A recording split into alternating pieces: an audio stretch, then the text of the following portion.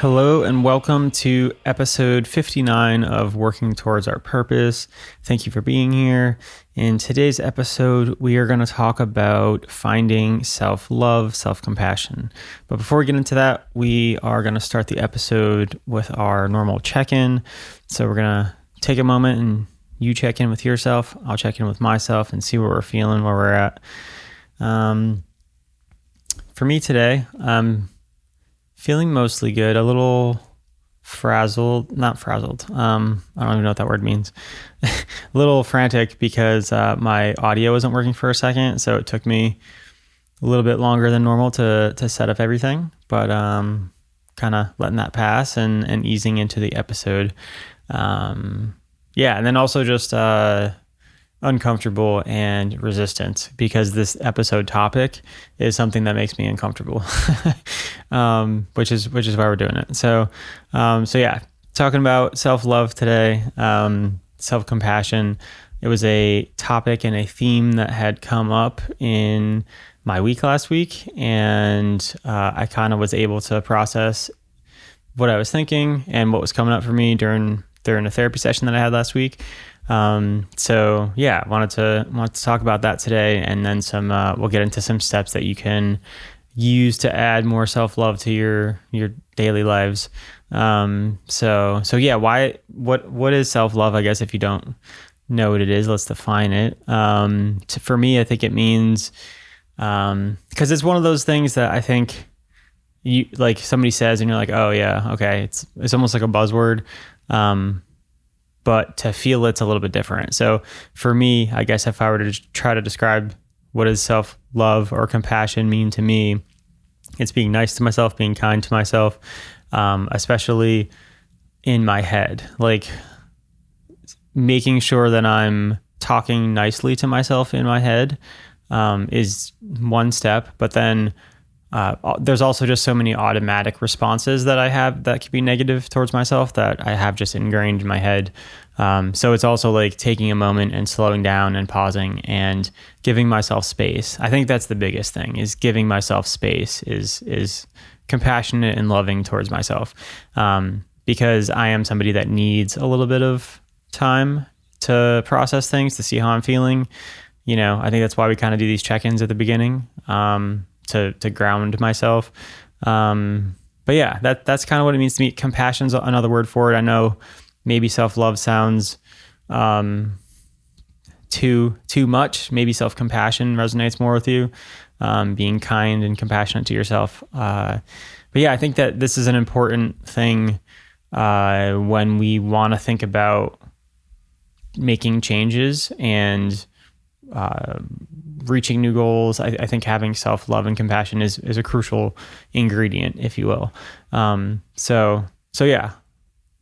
Last week, I noticed that I was being hyper-critical of myself, and I was being critical not only like certain things that had happened, but I was also kind of finding myself distracted last week and falling into the YouTube rabbit holes and the doom scrolling, I'm sure we're all familiar with. So I was being really critical of myself for doing that and not being focused on what it is that I wanted to do. I felt like I wasn't being productive. I felt like I wanted to get more things done.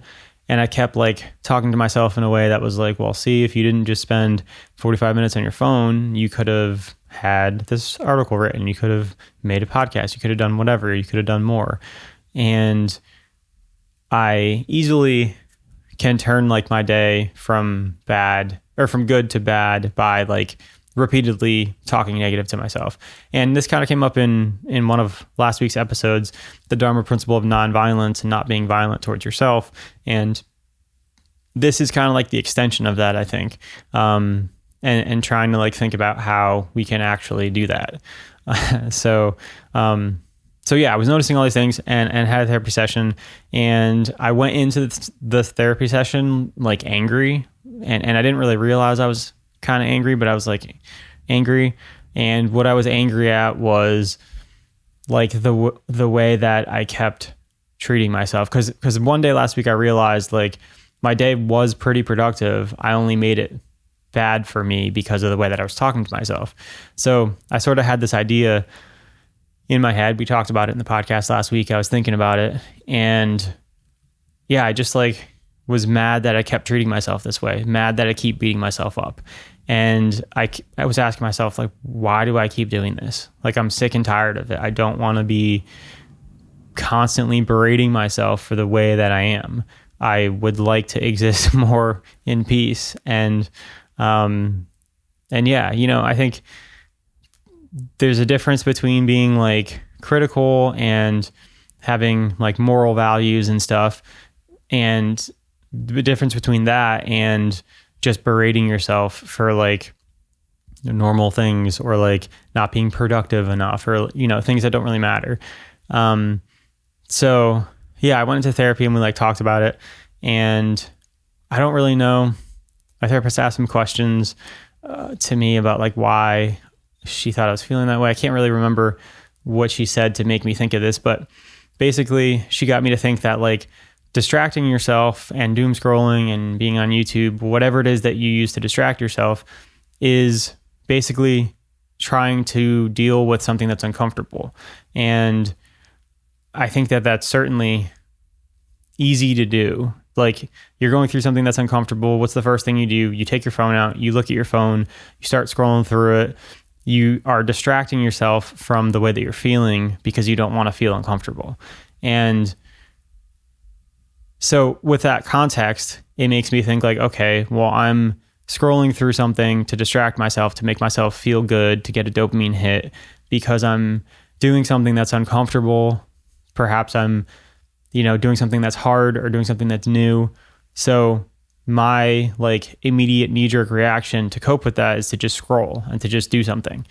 And when I was able to sort of look at myself in the third person perspective of seeing somebody who's uncomfortable and then using a coping mechanism to deal with the uncomfortableness, you know, seeing that like in third person, not me, and then seeing me like yell at myself for doing that.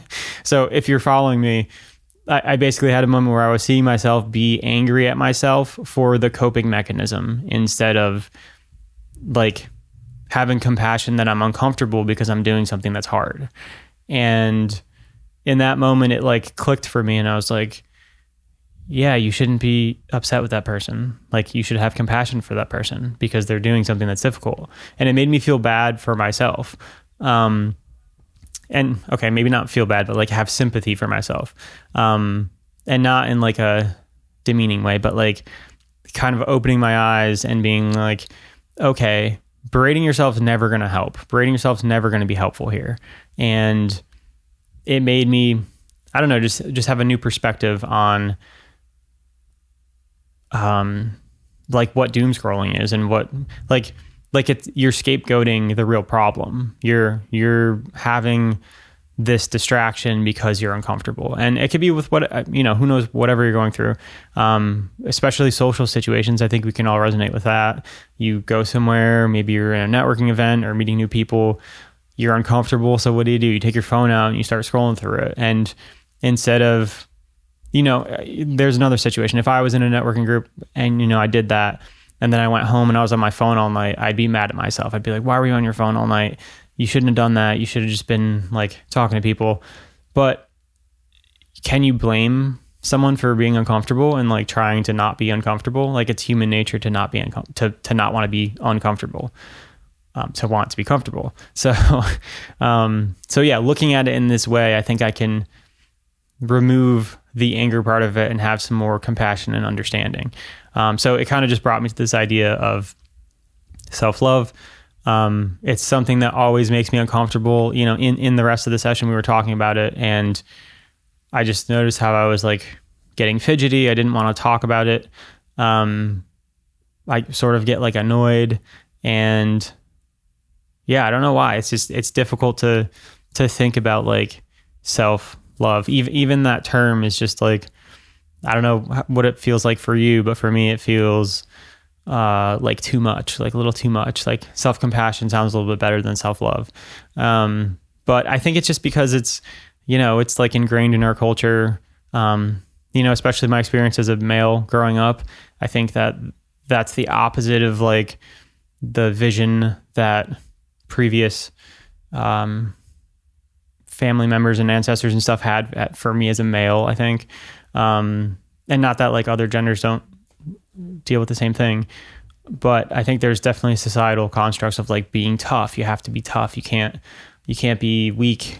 Self-love almost feels like it's weak, even though it's not. To me now, it's actually stronger to have self-love for yourself. So yeah, kind of rambling on about this, but hopefully you get the idea, and hopefully I was able to articulate that experience in a way that made sense, because it was pretty impactful for me. And that brings us into the next sort of section of this podcast, is to like, well, what do we do about that? Like, how do we have more self-love for ourselves? So I have 5 steps to add self-love to your life. And yeah, we'll start with number 1, obviously. And the first one is to realize that like, negative talk and being mean and hurtful to yourself is a learned behavior.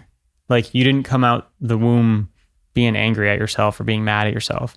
It's a byproduct of maybe how you were treated or how you were made to feel at some point growing up. You know, doesn't really matter where it came from, whether it was school or your parents or a family member or sister, whatever. It's a learned behavior to be like angry at yourself or the opposite of self-love. So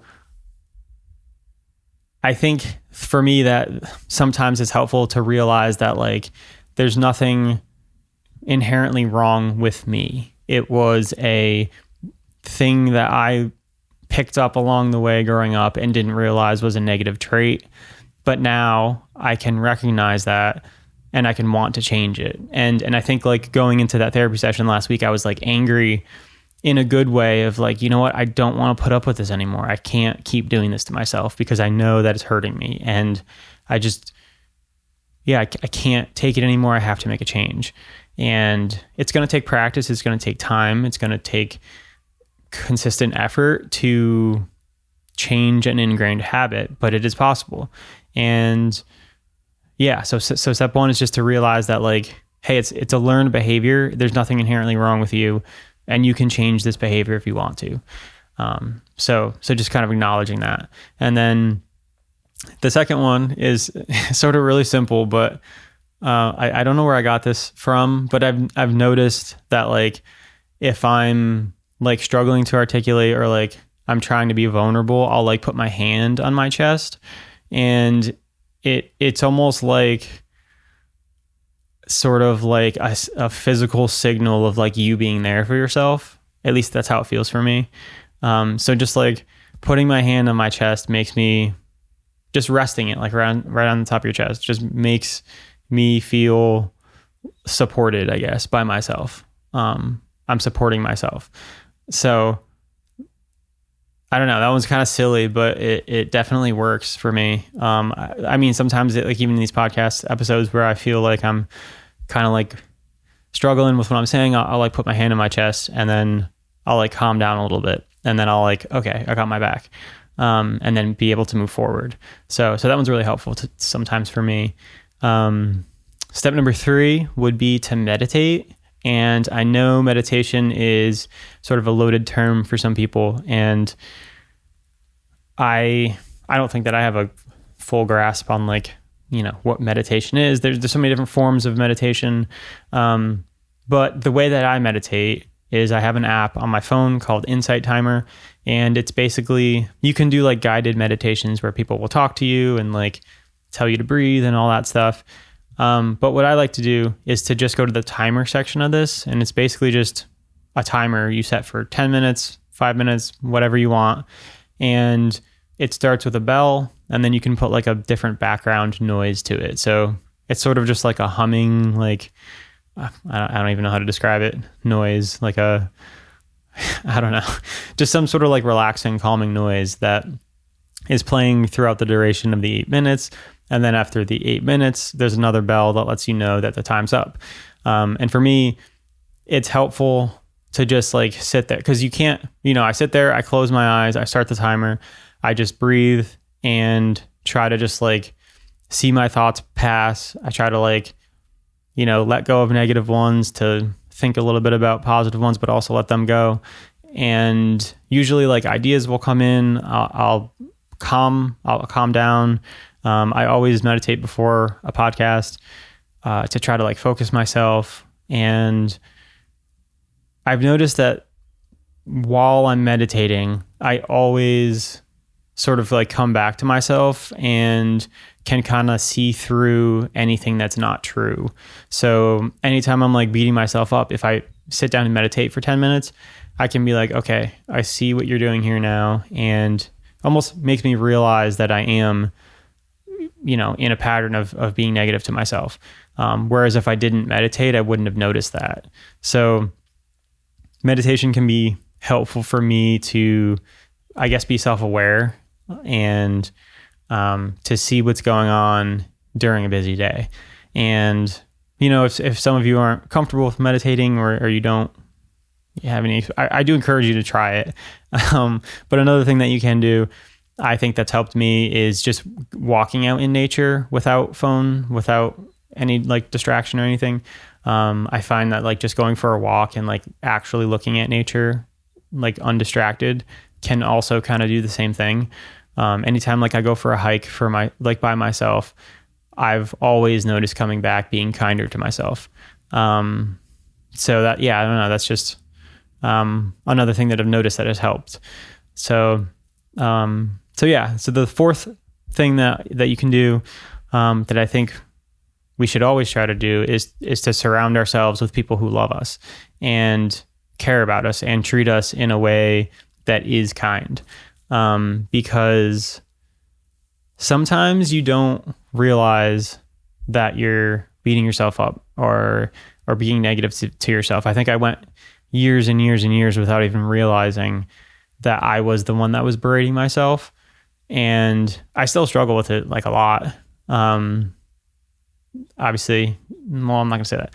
Some days I have better days than others, but just being like, just knowing what's happening sometimes is difficult. So by having people around you who care about you and love you, they can sort of point it out sometimes. And I think it brings back this one memory that I had of a friend I was having coffee with, and we didn't like know each other that well, but I definitely felt like a connection when we first met. And I was like, wow, I really like looked up to this person and, appreciated the way that he spoke. And so anyways, we had coffee and I was discussing something. I was like talking about something I was working on, or just talking about something I was working on. And it kind of went on for like, I don't know, 5 or 10 minutes. And then at the end of it, he kind of just looked at me and he was like, man, you're really hard on yourself. And I kind of took me by surprise, because I was like, oh, yeah, I guess I am. and I didn't even like think of it. I was just kind of like telling him about this thing I was working on. And his first reaction wasn't about the thing I was talking about, but was like shocking, like almost like he was surprised. He was like, man, why are you so hard on yourself?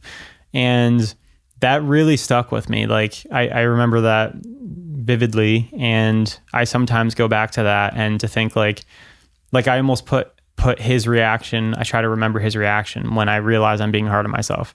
Cause it reminds me to like be easier to try to be kinder to myself. And yeah, maybe that could be, sort of a visual representation for you too. But yeah, surrounding yourself with people who treat you like with kindness like that, I think is very helpful. And, I don't know. We sometimes, I don't want to go too much into like the people you surround yourself with, but sometimes we make excuses for people treating us poorly and people treating us not in a way that we want to be treated. Maybe because we've known them for a long period of time, or because they're family, or because, somebody else is friends with them. But I think it's okay to try to surround yourself with people who more align with your values. So that's all I'll say on that right now. But yeah, surround yourself with people who love you. It'll make it easier for you to love yourself. And the last one, number 5, is to celebrate your wins. And this one sounds kind of odd maybe, but it was something I started doing. Somebody told me that one time. I like heard it somewhere. Somebody told me to like celebrate my wins, because I don't have a good history of like celebrating accomplishments. And I think part of that is it's like the same sort of habit as self-love. Whereas like if you take a moment to yourself and you're like, wow, I'm proud of myself for doing this thing. Let's take a minute to celebrate it. Let's, however you celebrate something. That's like acknowledging yourself for doing a good job and like appreciating it. And I think that that's very in line with like loving yourself, because I've noticed that like I didn't take the time to celebrate things. Sometimes I still don't, but I started like writing on a whiteboard, like wins, like things that like I want to celebrate.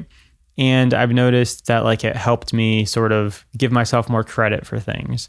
And I think that's just like a version of loving yourself, like giving yourself credit, like being a little bit proud of yourself. It's like practicing self-love for yourself. So that one's been helpful for me too. And so that's all I have for steps towards self-love today. If you're watching this on YouTube, leave a comment. Tell me what you do to practice self-love. If you can also, if you would like to go on my website, workingtowardsourpurpose.com, we have a feedback form. Email me and tell me what you do for self-love, and maybe I could share it on the podcast. I'd love to get some more participation. I also did want to say that I got the past 2 weeks I've gotten some like really nice feedback, and I did want to acknowledge that. And, I've kind of been asking for feedback specifically in the, form of a form or an email or something. But I've gotten some nice feedback from friends, old friends, people that I don't know on YouTube, comments and stuff. And it's been really nice. So I appreciate that. And I just want to acknowledge that and to send that out there. And yeah, I think that's all I have for you this week. Workingtowardsourpurpose.com. You can also find Working Towards Our Purpose merch. And then you can also follow me on Substack too. I just wanted to say real quick, if you want like a written version of this podcast, for every podcast that I put out there, I also do a blog on Substack that's basically a written format of this podcast. So yeah, go follow me on Substack if you wish, and I will see you on another episode real soon. Thanks for being here.